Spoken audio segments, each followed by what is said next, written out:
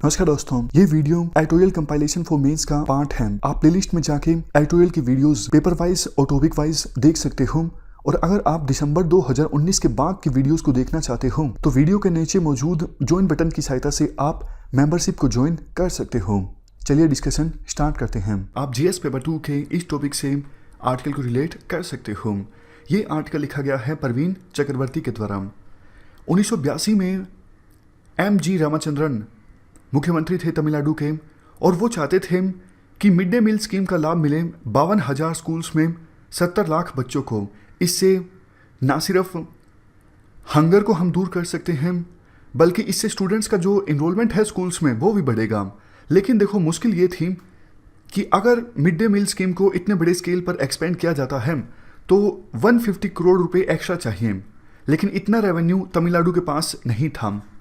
तो उस समय तमिलनाडु के द्वारा क्या किया गया, एडिशनल सेल्स टैक्स लगाया गया गुड्स के ऊपर।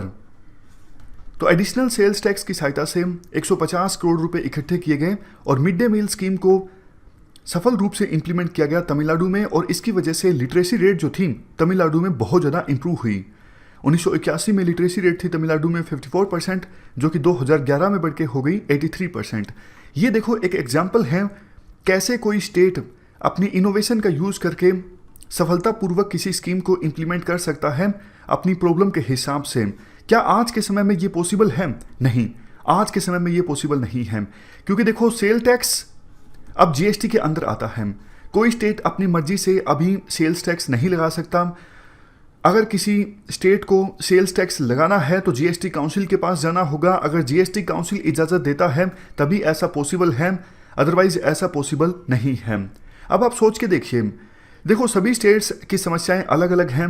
काफ़ी बार उन्हें अलग से रेवेन्यू की आवश्यकता होती है उन समस्याओं के समाधान के लिए, लेकिन वो हर बार सेंट्रल गवर्नमेंट के पास दस्तक नहीं दे सकते या फिर जीएसटी काउंसिल के दरवाजे पर नहीं आ सकते कि आप हमें फंड्स दीजिए, क्योंकि हो सकता है जीएसटी काउंसिल उनकी मांग को ठुकरा दे, सेंट्रल गवर्नमेंट डिले कर दे या फिर मना कर दे कि हम आपकी मांग को नहीं स्वीकार कर सकते। तो ऐसे केसेस में तो स्टेट गवर्नमेंट से इनकेपेबल साबित होंगी अपने राज्य में मौजूद समस्याओं का समाधान करने के लिए। तो ये तो एक प्रकार से वही बात हो जाएगी, टैक्सेशन विदाउट रिप्रेजेंटेशन। इसके बाद आर्टिकल में कहा जाता है कि देखो हर एक राज्य में इंडिपेंडेंट रूप से असेंबली इलेक्शंस होते हैं और जनता अपनी सरकार चुनती है, और जो सरकार चुनी जाती है उसका काम होता है बेटर गवर्नेंस प्रोवाइड करना, और वो जनता के प्रति अकाउंटेबल होती है। लेकिन देखो सोच के देखिए, उस चुनी हुई सरकार के पास अगर टैक्स लगाने की पावर नहीं होगी या फिर ये डिसाइड करने की पावर नहीं होगी कि कहाँ पे खर्च करना है कहाँ पे नहीं करना है, तो फिर उस सरकार का काम क्या रह जाएगा? क्या वो छोटे छोटे काम के लिए सेंट्रल गवर्नमेंट से पूछेगी हमें क्या करना है क्या नहीं करना है? तो ये तो काइंड ऑफ डेमोक्रेसी के डाइल्यूशन की बात हो गई, फेडरलिज्म के डाइल्यूशन की बात हो गई। अभी फिलहाल देखो आंकड़े के तौर पर 80% जो गवर्नमेंट का रेवेन्यू है वो प्राइमरीली इनकम टैक्स और सेल टैक्स से आता है। स्टेट गवर्नमेंट के पास पावर है ही नहीं इनकम टैक्स को इंपोज करने की। पहले उनके पास सेल्स टैक्स को इंपोज करने की पावर हुआ करती थी, लेकिन अब वो जीएसटी के अंदर आ गई है कुछ आइटम्स को छोड़कर। लेकिन जब से हमारा देश आज़ाद हुआ है इनकम टैक्स को लगाने की पावर स्टेट्स के पास नहीं रही है।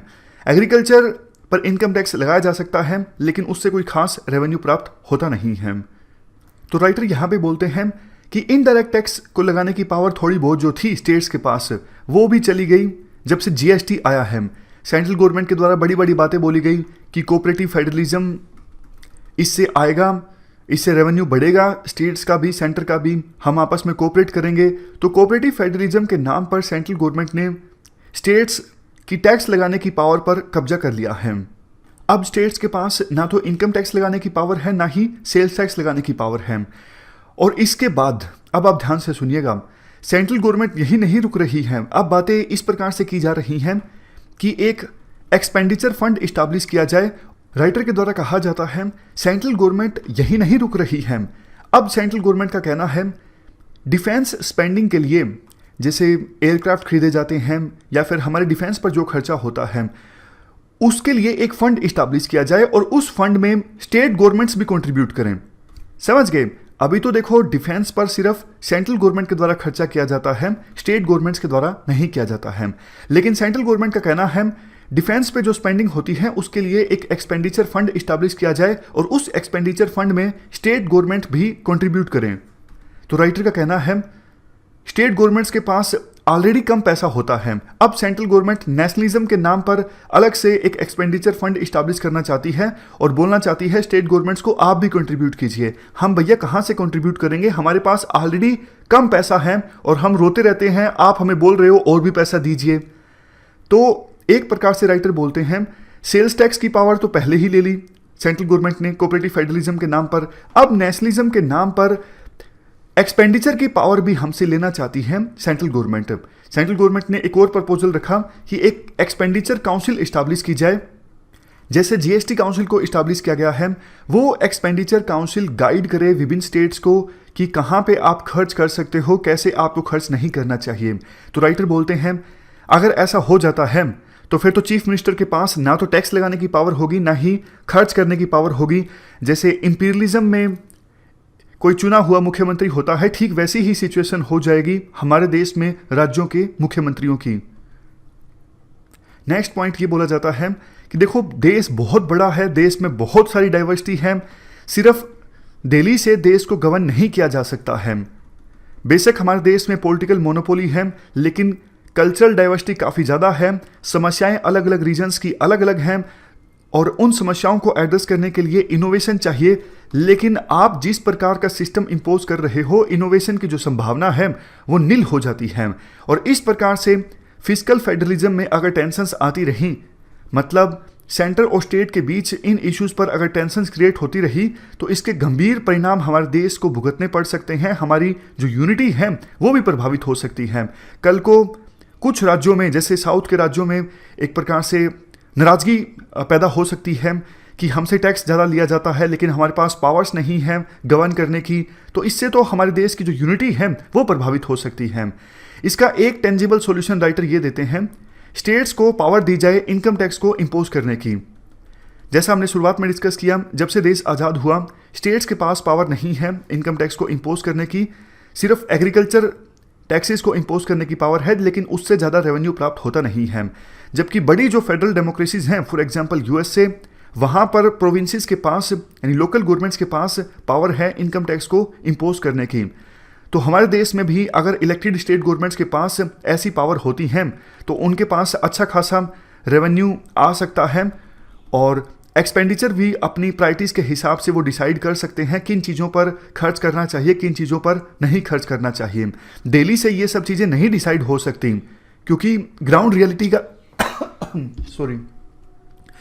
ग्राउंड रियलिटी का पता होता है लोकल गवर्नमेंट्स को, सेंट्रलाइज्ड गवर्नमेंट को ग्राउंड रियलिटीज़ का पता नहीं होता है।